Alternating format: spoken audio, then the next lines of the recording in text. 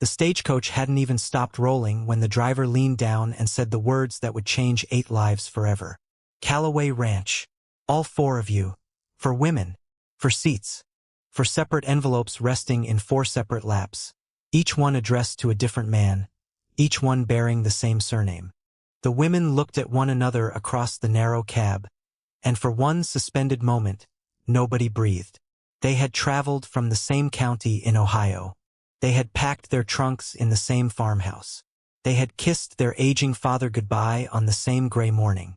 But not one of them had told the others the full truth of why she was leaving. Before we begin, tell me, where are you watching from today? Wherever you are, sending love your way. This is a story about 4 brothers who sent for brides, and the 4 sisters who answered. It is a story about letters written in honesty, arrangements bent by greed, and love that refused to follow anyone's plan. It is set in the autumn of 1882, in the high country of New Mexico Territory, where the wind carries secrets across 3 counties and the mountains keep their silence like old men who have seen too much. One of these women was carrying a secret she had never written down. One of the brothers had never agreed to send for anyone at all. And someone in this arrangement, someone trusted, someone close, had moved the pieces on this board long before any of these 8 people realized they were even playing a game. The stagecoach rolled to a stop. Dust rose like a curtain, and 4 women stepped into a life none of them had imagined.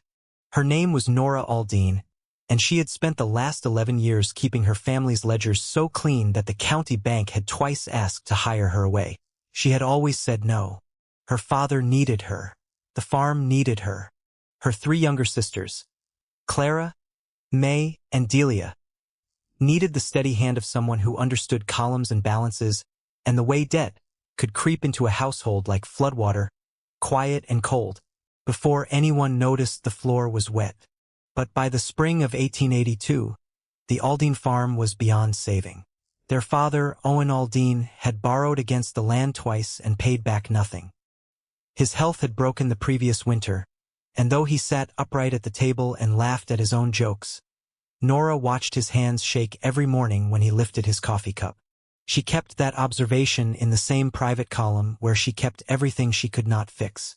The advertisement had arrived through a land agent in Columbus, Ohio. 4 brothers, the Callaway family of Seco Ridge, New Mexico Territory, were seeking wives. The notice was unusually direct. It listed the brothers by name: Thomas, the eldest, 37. Jacob, 34. Eli, 31. Silas, 28. It described the ranch in plain language: 1,200 acres of mountain-fed grassland, cattle, horses, and a main house built of adobe and timber. It said the brothers were serious men, not given to sentimentality, but capable of respect and fair partnership. Nora had read it 4 times. Then she had folded it, placed it in her apron pocket, and gone back to the ledger. She had stared at the numbers until the numbers stopped making sense. Then she had gone to the window and looked out at the Ohio landscape, flat, green, and shrinking, and made a decision. She had shown it to Clara first. Clara, 29, was the one who read novels by lamplight and cried at hymns and had once told Nora she would rather die than marry a man she did not respect. Clara had read the advertisement and immediately said she would go. May, 26, who trained horses and had the quietest instincts of any human Nora had ever known, took the paper, read it standing up, handed it back and said, "Which one gets me?" Delia, 23, the youngest, had laughed nervously and said she'd go if they all went together. The arrangement had been organized through a correspondence broker in Santa Fe, a man named Graves who handled introductions and legal agreements between Western families and Eastern women. Each sister had written to a different brother. Each had received a reply. The letters were warm and thoughtful, which had surprised all 4 of them. What had not surprised Nora was that she had managed the correspondence for all 4 of them while also keeping the farm accounts, packing 4 trunks, selling 2 of their father's horses without telling him the money was for train tickets, and arranging their father's care with a neighbor woman named Mrs. Pruitt, who charged a fair rate and cooked better than any of them. What had surprised her, on the long ride west, on the train and then the stagecoach, Watching the landscape turn from green to brown to red to the bone-white dust of New Mexico was how afraid she was. Not of the men, not of the country, of wanting something for herself for the first time in her adult life. When the stagecoach stopped and the driver announced Callaway Ranch, Nora was the first one out. She straightened her coat, lifted her chin, and looked at the main house. There was one man on the porch. He was tall and angular, with a jaw that looked like it had been carved from the same stone as the mountains behind him. He wore a canvas jacket and held a coffee mug in one hand, and he was not smiling. He looked at the 4 women climbing down from the stagecoach. He looked at the trunks being unloaded. And then he looked directly at Nora. "Which one of you is the Aldine from Columbus?" he said. "All of us," Nora answered. Something moved behind his eyes. Not anger, not surprise, but a kind of controlled stillness that she would come to recognize later as the way Thomas Callaway processed information he did not want to be true. "There's been a mistake," he said. Nora reached into her coat and produced her envelope. She held it out without walking closer. He did not take it. "I have the correspondence," she said. 12 letters beginning in March. The last one arrived 6 weeks ago and was signed with your name. "I know what letters exist," he said quietly. "What I'm telling you is that I did not write them." Behind Nora, Clara made a small sound. May said nothing. Delia gripped the side of the stagecoach. Nora looked at Thomas Callaway for a long moment. Then she looked at the mountains. Then she looked back at him. "Is there somewhere we can sit down?" she said. "And talk about this like adults?" He didn't move for 3 full seconds. Then he stepped aside and held the door open. Thomas Callaway had not planned on having anyone at his table that evening. He had planned on finishing the fence line on the north pasture, eating cold beans from the pot he'd left on the stove at noon, and reading the water rights correspondence that had been piling up on his desk for 2 weeks. He was a man whose days were structured around the ranch's needs, not his own, and he kept it that way deliberately. The kitchen table was too small for 6 people. He ate standing at the counter while the 4 sisters sat, and he watched them take in the state of his house with the careful eyes of women who notice things. The shelves were functional but bare. The floor was swept, but the window glass was cracked. There was a decent iron stove, but the firewood beside it was running low for the season. His 3 brothers arrived within the hour. Jacob came in from the east pasture, made dust on his boots, smelling of horse and sweat. Eli appeared from the direction of the barn, wiping his hands on a rag. Silas came last, youngest and quickest to smile, who stopped dead in the doorway when he saw the table full of women and broke into the kind of grin that made Clara look away at the wall. Thomas spoke first. He kept his voice level and his words clear. "The correspondence broker in Santa Fe," he said. "Graves. One of you needs to tell me what he told you and what he charged." Nora pulled the letters from her coat. 12 of them, bound with a piece of string. She laid them on the table. Thomas picked up the one on top. He read it. He set it back down. He picked up the one beneath it. He read 3 lines and put it face down. "Jacob," he said. Jacob, who had the kind of face that was bad at hiding things, went very still. "Did you sign my name to a correspondence with a woman in Ohio?" Jacob looked at the table. "I signed your name to the first one," he said, "because you wouldn't do it yourself. After that, it went on without me." Thomas said nothing. The silence in that kitchen had weight to it, like the air before a lightning strike. "I paid Graves to manage it," Jacob said. "I told him 4 brothers, for brides, 1 for each. I thought once you saw that the ranch needed—" "That's enough," Thomas said. It was not loud. It did not need to be. Nora watched Thomas Callaway walk to the window and stand there with his back to the room, looking out at the last pale light dying behind the mountains. She understood, in that moment, that she was looking at a man who carried something old and heavy, something he had no intention of setting down in front of strangers. She also understood that they could not simply leave. The stagecoach had gone. The next one through would not pass for 5 days. And the temperature outside had dropped 15 degrees since sunset. "We'll sleep in the house tonight," she said, making the decision for everyone. Tomorrow we talk about what comes next. Thomas turned from the window. He looked at her with an expression she couldn't quite name. There are 2 spare rooms, he said, and extra blankets in the chest at the top of the stairs. The arrangement, uncomfortable, unspoken, nobody's first choice, was settled. The next morning, Nora found Thomas in the barn before sunrise. She had woken early out of habit and gone looking for the lay of the land, the way she always did in any new place. Check the accounts, read the ledger, understand what you're standing in before someone else tells you what to think about it. The barn told her more than the house had.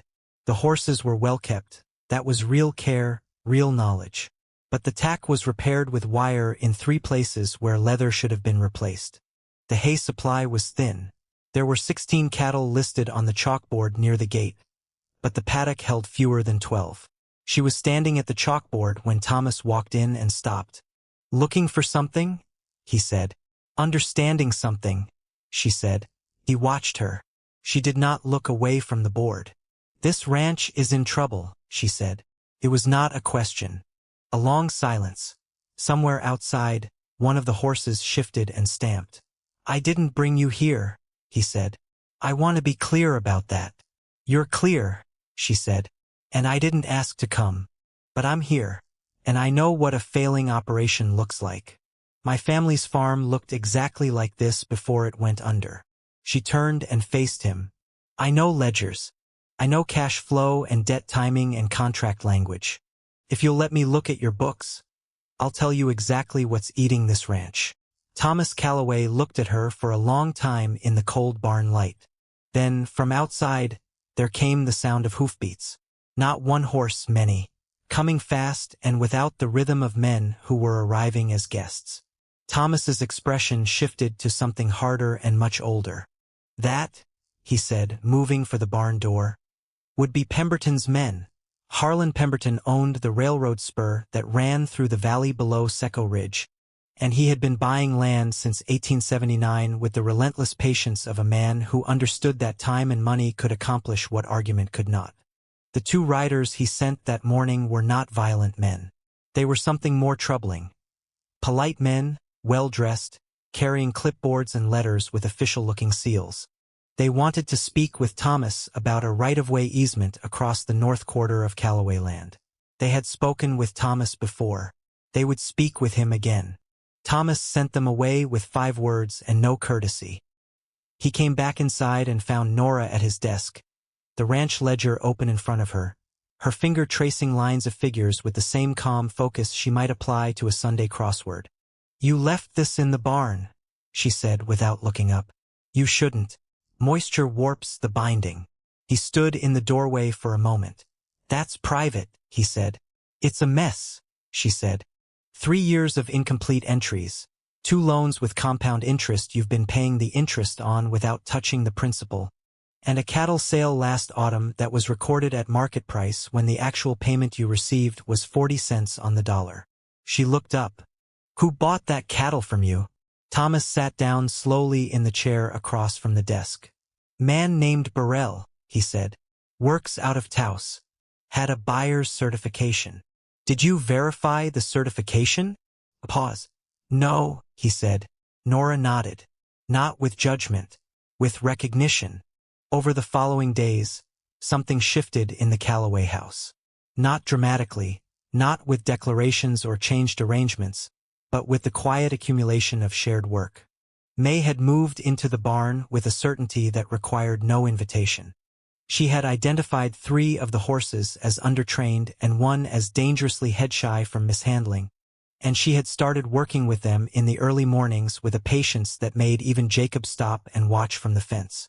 Jacob, who had always fancied himself the horseman of the family, said nothing critical. He said nothing at all. He just watched May, and May knew he was watching, and neither of them acknowledged this. Clara had found the root cellar inadequately stocked and the kitchen herbs dead from neglect. She had ridden into the town of Secco Ridge with Eli and returned with seeds, dried provisions, and the kind of focused energy of a person who had found something worth doing. Eli, for his part, had bought her a second bag of flour without being asked, and when she thanked him, He turned so red that Silas laughed about it for 2 evenings running. Delia, the youngest, was the one who worried Nora most. She was quiet in a way that was different from May's quiet. May's silence was purposeful, Delia's was searching.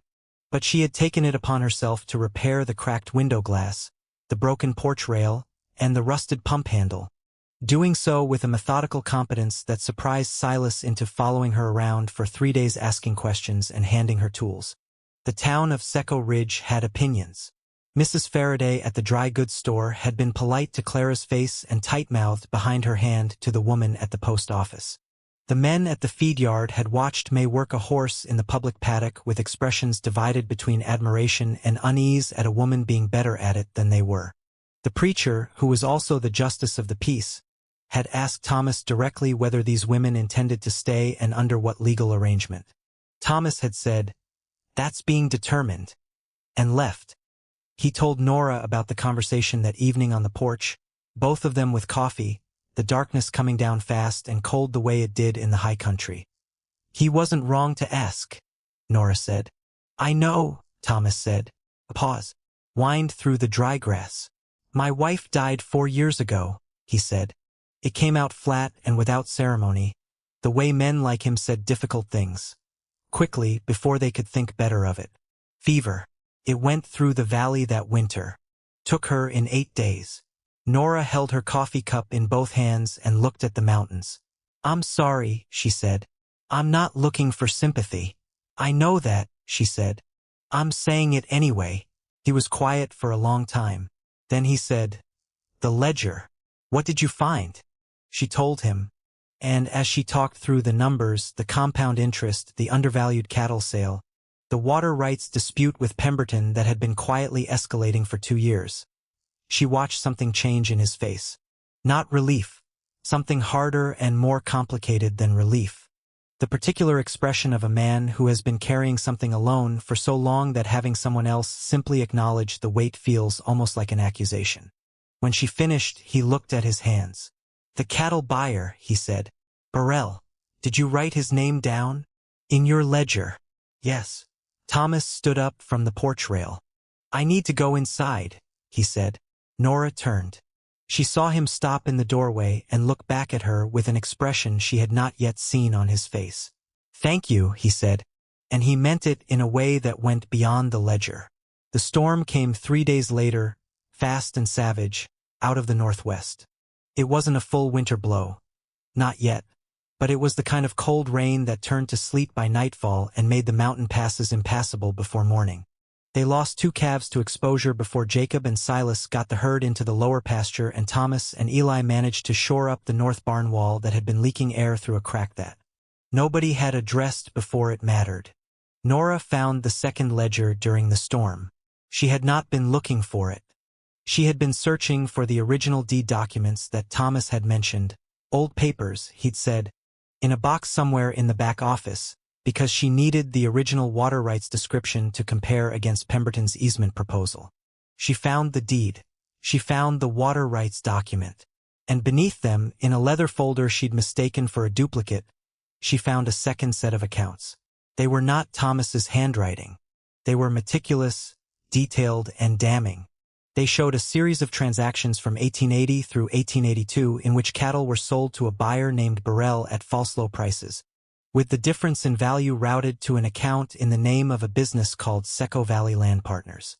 She didn't recognize the business name, but she recognized one of the 2 signatures at the bottom of every transfer document. Graves, the Santa Fe correspondence broker. She sat with that knowledge for a long time in the back office while sleet hammered the roof.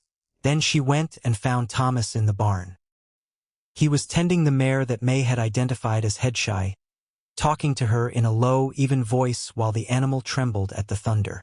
He looked up when Nora came in. He saw her face. "What is it?" he said. She showed him the documents. He read them standing up, the mare's breath warm on his arm. He read them twice. Then he set them down on the hay bale and stared at the wall. "Graves arranged the correspondence," Nora said carefully.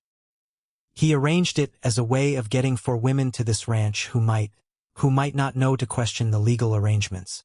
Land rights transfer to a wife. A wife who doesn't know the land's value.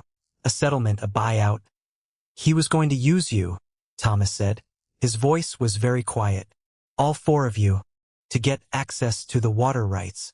The marriage documents signed would have given a legal basis to challenge my ownership of the North Quarter.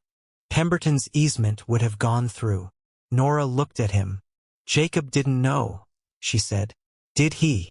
No, Thomas said. Jacob's an idiot, but he's an honest one.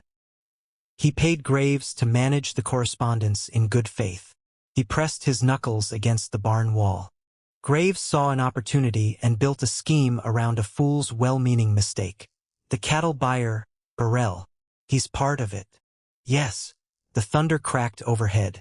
The mare flinched and Thomas steadied her with one hand without looking away from Nora. I need you to understand something, he said. I didn't know any of this when you arrived. I didn't invite you here. But I also, he stopped, started again. I should have told you earlier about the water rights dispute. About Pemberton. There were things I knew were wrong about this ranch's situation and I kept them to myself because you're used to carrying things alone, Nora said. He was quiet. That's not a criticism, she said. I know exactly what that habit feels like. Outside, the sleet had turned to snow. Inside the barn, the animals shifted and breathed and the lamplight swayed. Nora looked at the documents in her hand. Evidence of a scheme that had used her family's desperation as a tool, and felt something cold and clarifying move through her. These documents are enough to take to a land agent, she said. Possibly to the federal land office. Pemberton's involvement would need to be proven. But Graves' signature is right here. Thomas looked at her. You'd testify? All four of you.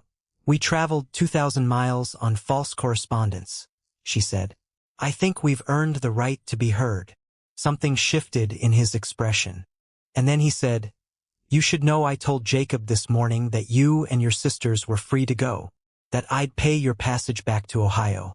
That none of you owed this ranch anything. Nora was very still. When did you tell him that? This morning.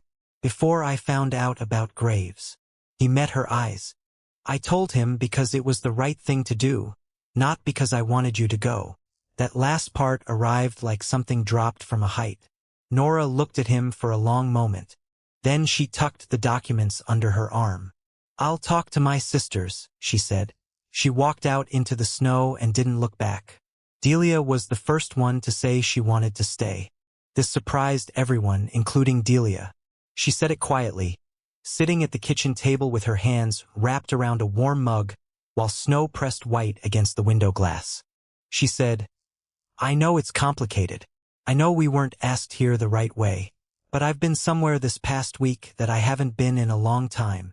She paused. Useful. Like what I do matters.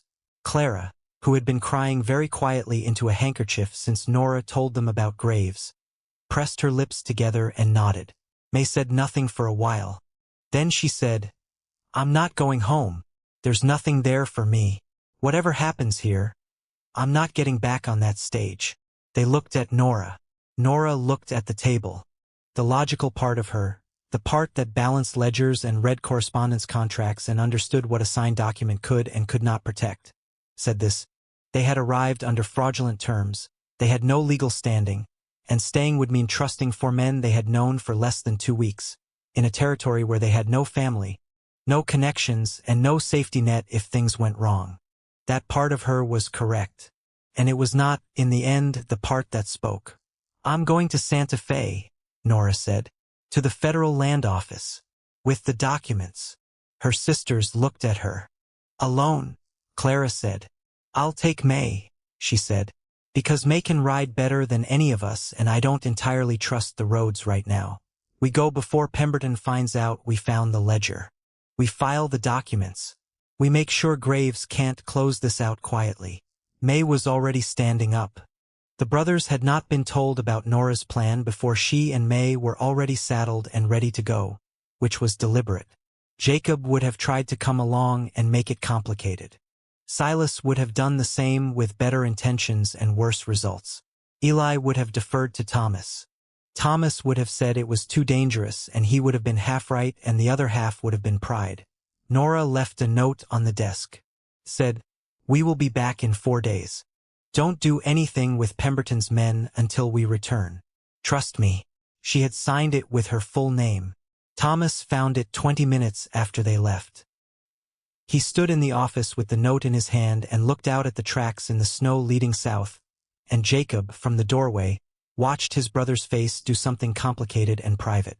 "She's coming back," Jacob said. Thomas folded the note carefully and put it in his shirt pocket. He said nothing. The road to Santa Fe in late autumn was not kind. The snow from the storm had frozen in sheets across the northern passes, and May navigated by instinct and memory of the map Nora had studied 4 times before leaving. They made camp once in the shelter of a rock overhang with a fire built low and smart, and they really talked, for the first time since Ohio. May told Nora that Jacob had apologized to her. Formally, standing in the paddock with his hat in his hands like a man at a funeral, she said, and the image made Nora press her lips together to keep from smiling. Nora told May that she was afraid, not of Pemberton, not of the land office, of wanting to come back, of having built something in her mind, a version of herself in that high country house, with those snow-cut mountains at the window, beside a man who talked to frightened horses in a quiet voice that might not survive contact with reality. May looked at the fire.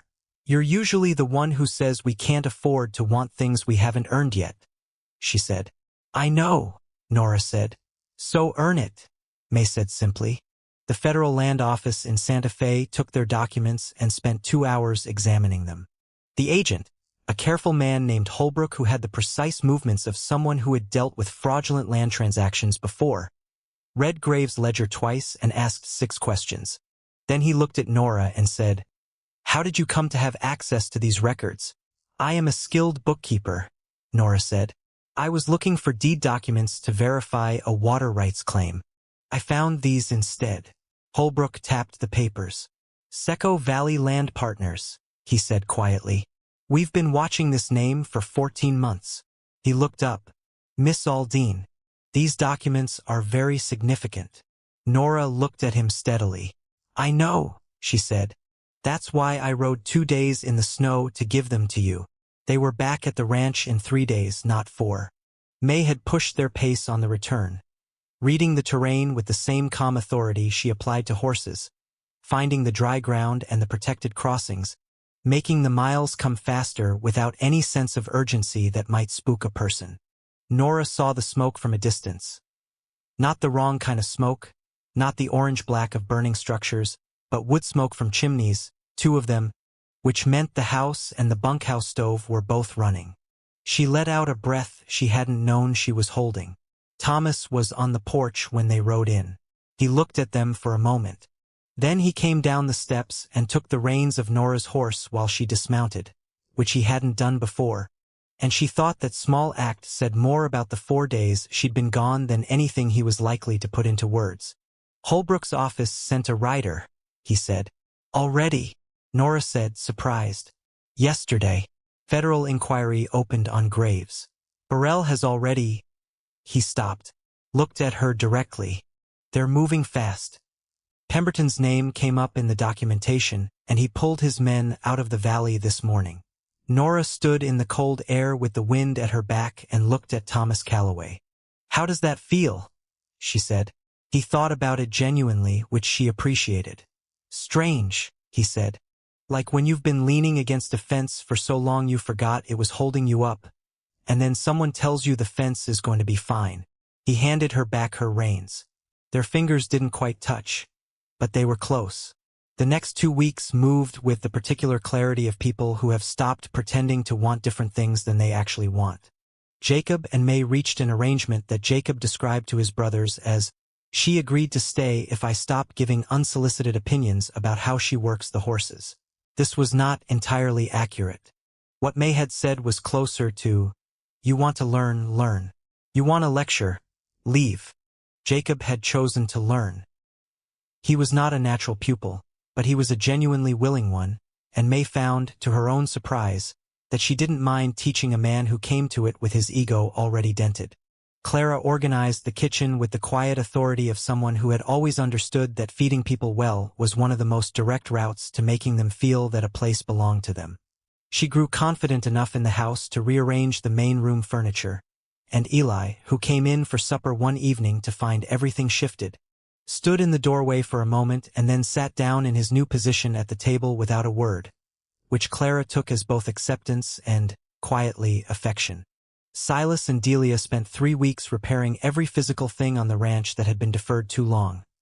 A list that Nora had written out systematically and that Delia had added to with her own careful observations. They worked well together because they were both people who measured twice and committed fully, and because Silas, for all his easy charm, knew better than to apply it to a woman who could outwork him before noon. Thomas and Nora sorted the books together in the evenings. This sounds like a small thing. It was not.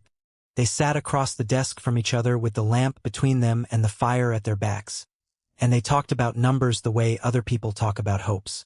They restructured the debt payments. They renegotiated the terms of the North Pasture fence contract. They calculated what the water rights were worth, legally established now with Pemberton's interest nullified, and what new grazing arrangements that made possible. And sometimes, in the middle of a column or a contract clause, one of them would say something that had nothing to do with the ledger. Something small and true. The way Thomas mentioned once that he'd started sleeping through the night again for the first time in 4 years, and then went quiet and didn't explain further. The way Nora said one evening, without looking up from the pages, that she had never lived somewhere the sky was big enough to feel like a fair exchange for everything the land asked of you. And Thomas had set down his pen and looked at her with an expression that was the closest thing to unguarded she had ever seen on his face. The confrontation with Graves came through legal channels, not a dramatic appearance. Federal agents out of Santa Fe filed charges in November. Burrell cooperated in exchange for reduced penalties and confirmed what the documents had already shown.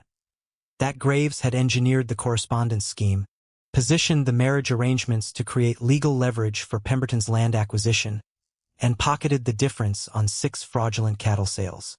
Graves was arrested in Albuquerque. Pemberton's lawyers kept him out of personal liability, but his land company's actions in Seco Valley came under scrutiny that made further operation in the region untenable. He moved his interests further west, and the valley, for the first time in 2 years, stopped feeling like something closing around the ranch. Preacher Dowd, who was also the justice of the peace, held 4 weddings in the Seco Ridge Church in December. He held them on the same afternoon, which caused considerable comment in the town. Mrs.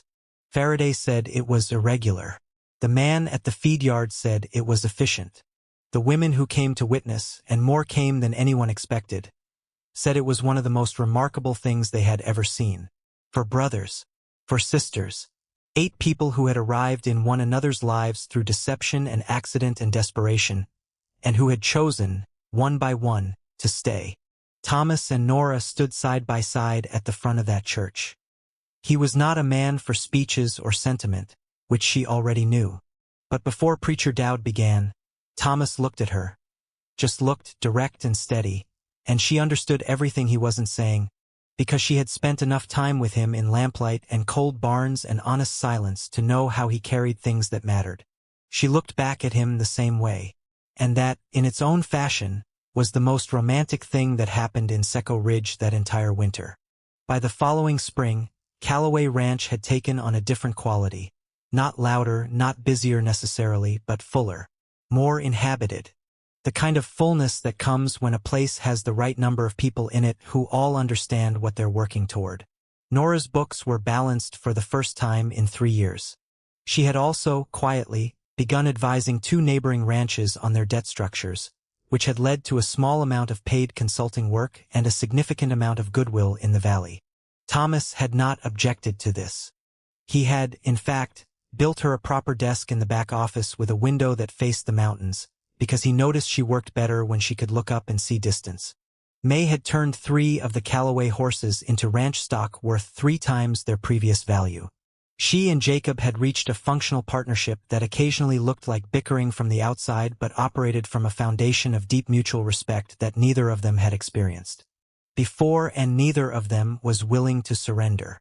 Clara had opened a Sunday supper tradition that had expanded to include 4 families from the surrounding land, and Eli had taken to sitting beside her at the head of the extended table with the quiet satisfaction of a man who had always wanted a full house and hadn't known how to ask for it.